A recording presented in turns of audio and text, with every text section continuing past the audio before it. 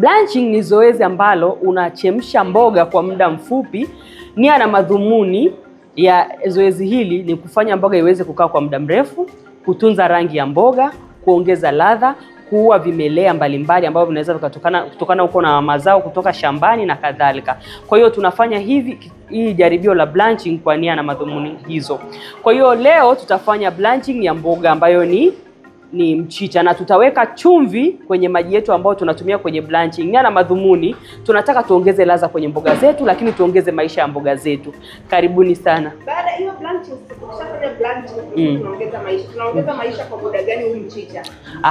Inategemea. Mostly ukikausha vizuri, kama utakausha, itatumia miezi 3 mpaka 4 baada ya kublanching. Lakini baada ya zoezi letu la kublanching, hiyo kuchemsha kwa muda mfupi, huwa tunapooza mboga zetu na maji ya baridi au maji ya barafu kwa haraka. Nia na madhumuni kuondolea mboga zetu kuendelea kuiva zaidi, au tuseme overcooking ya mboga zetu. Baada ya hapo sasa, ukishatoa zile mboga, unaweza ukapika pale pale, unaweza ukazihifadhi na baada ya muda ukazitumia, na unaweza kutumia kwa kuziweka kwenye maji ya uvuguvugu, kuziweka kwa dakika angalau 5, na pia unazipika. Kwa hiyo unaweza ukapika mboga muda huo wote unapohitaji. Hii inatusaidia hata pale kunapokuwa kuna scarcity ya mboga. Ukiwa umehifadhi mboga zako kwa njia ya blanch, utakuwa unapata mboga za majani ambazo ni nzuri, zina virutubisho vyote muda wote unapotaka.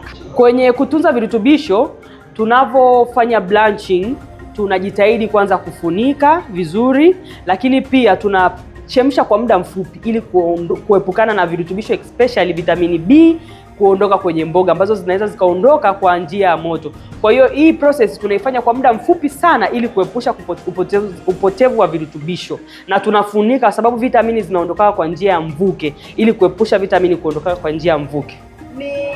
Ni mchicha peke yake au mazao gani mengine ambayo yanaweza kufanywa blanching? Okay, process ya blanching haifanyiki kwenye mchicha tu.